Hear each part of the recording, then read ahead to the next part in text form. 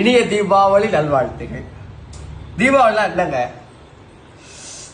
வீட்டுக்கு வந்து எங்க இருந்தாலும் சரி, நீ காலைல மும்பையில் 9 மணிக்கு கிளம்பி 1 மணிக்கு மதுரை வந்து சேர்ந்தாச்சு சாப்பாட்டுக்கு. குடும்பமா எல்லாரும் உட்காந்து சாப்பிட்றதுக்கு அதான் மகிழ்ச்சி. அதுலேயும் அம்மா செஞ்ச நாட்டுக்கோழி குழம்பு, அதை நல்லா குழப்பி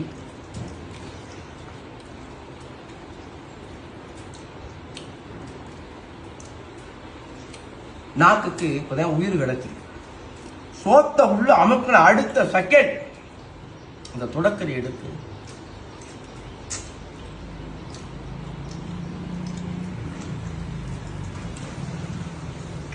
அதாவது நல்லா சமைச்ச கை தங்கத்தில் வளைய வாங்கி போடணுமாங்க.